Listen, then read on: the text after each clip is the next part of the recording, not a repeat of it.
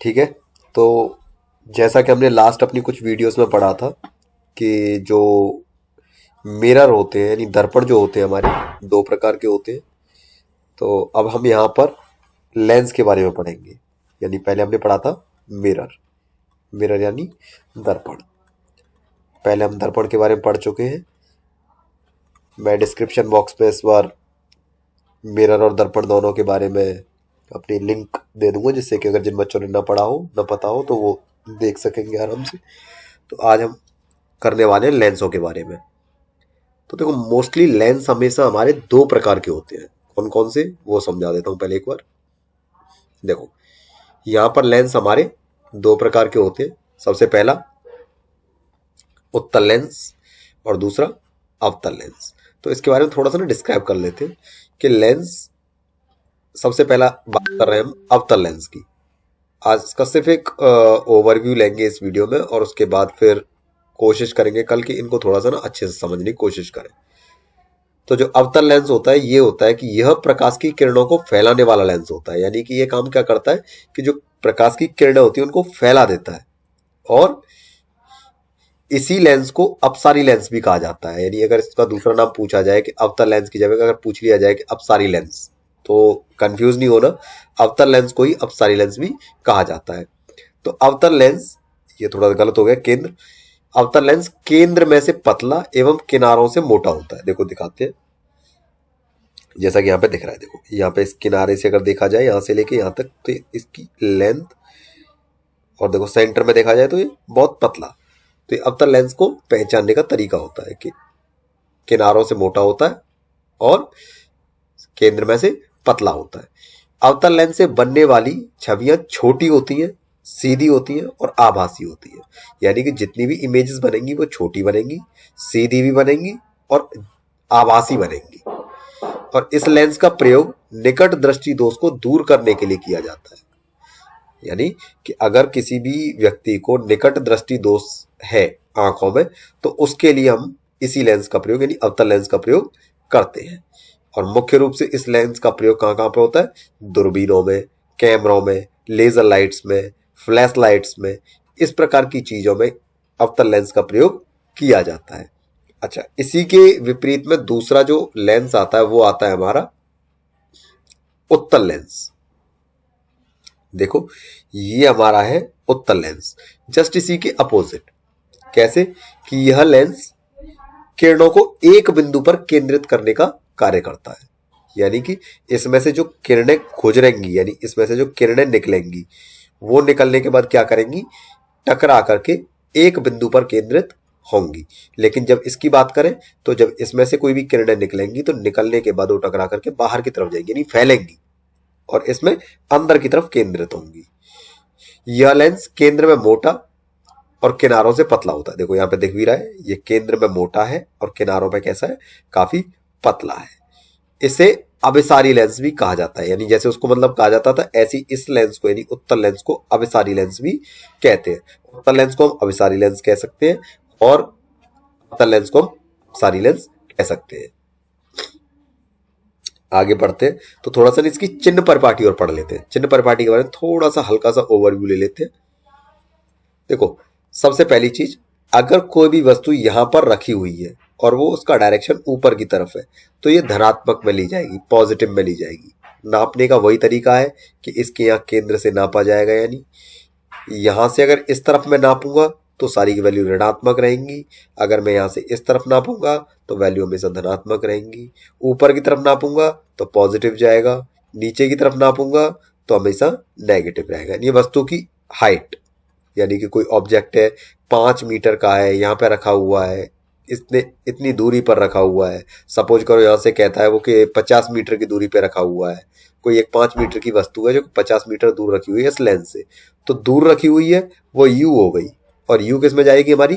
क्योंकि यहां से नापा जाएगा इसकी दूरी, तो एक इसमें ऋणात्मक में, तो नेगेटिव में आ जाएगी 50 मीटर। इसकी हाइट ऊपर की तरफ है तो इसका मतलब ये प्लस प्लस में आ जाएगी। एच की वैल्यू आ जाएगी प्लस में 5 मीटर। अगर यहीं पर हमारा जो वी है वो कहता है कि इस लेंस से अप्रोक्स 40 मीटर की दूरी पे बनता है सपोज करो, तो हमेशा जो v की वैल्यू आएगी प्लस में 40 आएगी। क्यों? क्योंकि वो लेंस की दूसरी तरफ है, धनात्मक चली जाएगी वैल्यू। अगर ऐसा यहाँ पर ऊपर की तरफ पॉजिटिव, नीचे की तरफ नेगेटिव, अगर यहाँ से इस तरफ नापेंगे तो नेगेटिव और यहाँ से इस तरफ नापेंगे तो पॉजिटिव। आई थिंक यहाँ तक सब बच्चों को क्लियर हो गया होगा।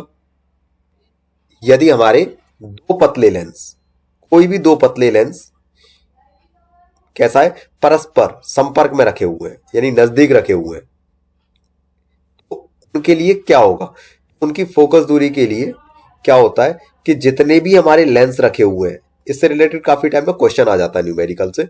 तो सपोज करो कि हमारे दो लेंस रखे हुए थे, एक की फोकस लेंथ जो दे रखी थी वो 5 दे रखी थी, दूसरे की दे रखी थी 4, तो संयुक्त फोकस दूरी कितनी हो गई?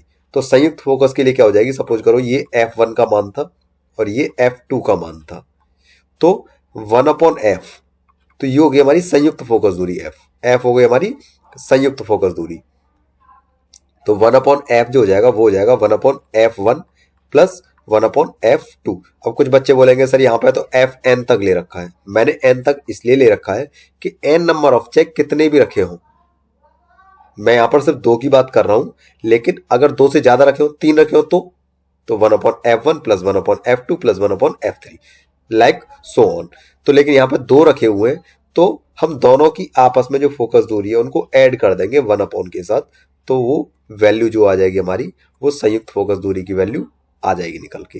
तो देखो 5 और 4 का एलसीएम ले लेंगे, ये सारे बच्चे जानते ही होंगे, 5 4 जा 20 एलसीएम, 5 से करेंगे तो 4 बार, 4 से करेंगे तो 5 बार, 5, तो ये आएगा 9/20। तो यानी यहां से जो f का मान जो निकल के आएगा वो निकल के आएगा 20/9। तो 9 से इसको डिवाइड कर देंगे, जितने टाइम भी जाएगा, तो सॉल्व कर लेंगे सारे बच्चे। तो यहाँ पे तो एक बार देख लेते हैं कि आकृतियां किस प्रकार से बनती हैं। कि अगर कोई भी वस्तु, यदि ऑब्जेक्ट एट द इन्फिनिटी, यानी कोई वस्तु अगर हमारा अनंत पे रखा हुआ है, इन्फिनिटी का मतलब हो गया अनंत पे रखा हुआ है वस्तु, वस्तु हमारी रखी हुई है अनंत पे, तो उस केस में क्या होगा, इस लेंस से ये, तो अगर कोई वस्तु हमें हमारी जो है अनंत पे रखी हुई है, तो और उस लेंस में होकर उसकी किरणें अगर पास होती हैं, तो उस केस में जो उसका आकृति बनेगी या फिर जो उसका फोकस होगा वो फोकस बिंदु पे जाकर के उसकी आकृति बनेगी, यानी उसका ऑब्जेक्ट जो बनेगा वो कहां पे बनेगा, फोकस बिंदु पर बनेगा, यहां पर बनेगा। यानी कि कोई वस्तु आएगी, टकराने के बाद कहां से गुजरेगी, फोकस से होकर गुजरेगी। अब सेकंड केस में कहता है कि ऑब्जेक्ट एट बियॉन्ड 2f, यानी कि 2f से आगे, ये यहाँ पे हमारा 2f है यानी centre of curvature, centre of curvature से भी आगे, यानी यहां पर बन रहा है, यानी यहां पे रखी हुई है कोई वस्तु। जब कोई भी वस्तु 2f यानी सेंटर ऑफ कर्वेचर से आगे, यानी पता है हमें कहां पर रखी हुई है, तो उस केस में हमारी जो आकृति बनेगी वो कहां बनेगी, वो बनेगी हमारी फोकस बिंदु और सेंटर ऑफ कर्वेचर, इन दोनों के बीच में बनेगी। और एक चीज और क्लियर कि बिल्कुल उल्टी बनेगी, जैसा जो ये ऑब्जेक्ट है उससे कैसी बनेगी, उल्टी बनेगी, विपरीत, बिल्कुल नीचे की तरफ। ठीक है, अच्छा आगे करते हैं थोड़ा सा। अब तक तो था कि हमारा जो ऑब्जेक्ट है वो सेंटर ऑफ कर्वेचर से आगे रखा था, लेकिन अब हमने क्या काम किया कि उस वस्तु को हमने सेंटर ऑफ कर्वेचर पर रख दिया। यदि हमने उसको सेंटर ऑफ कर्वेचर पर रखा हुआ है वस्तु को, तो जो उसका बिंदु जो बनेगा, यानी जो उसकी आकृति बनेगी, वो भी हमारी सेंटर ऑफ कर्वेचर पर ही बनेगी और एग्जैक्ट सेम बनेगी। यानी कि अगर ये 1 मीटर का है तो ये भी 1 मीटर की ही बनेगी। ठीक है, थर्ड केस कि यदि object between f and 2f, f और 2f दोनों के बीच में अगर वस्तु है, तब हमारा क्या होगा, तो जो वस्तु की जो इमेज जो बनेगी वो हमारी c से यानी सेंटर ऑफ कर्वेचर से आगे बनेगी। दूसरी चीज कैसी बनेगी कि जो इमेज है उस इमेज से बड़ी बनेगी, लार्ज बनेगी। ये हमारे कुछ केसेस होते हैं कि मतलब कि किस कंडीशन में और कैसी इमेज बनेगी। अगला आता है कि यानी अब हम क्या करते हैं कि उसको 2f यानी सेंटर ऑफ कर्वेचर से भी आगे ले आते हैं, उस वस्तु को हम f पर रख देते हैं। यदि वस्तु को हमने f पर रखा तो जो उसकी आकृति बनेगी वो हमारी अनंत पे जाके बनेगी। और कैसी बनेगी, एक्स्ट्रा लार्ज, बहुत बड़ी इमेज बनेगी। जो ये वस्तु है इस वस्तु से तो बहुत ज्यादा बड़ी बनेगी। अब कितनी बड़ी बनेगी कुछ पता नहीं है, अनंत पर जाके बन रही है, कह नहीं सकते कैसी बनेगी।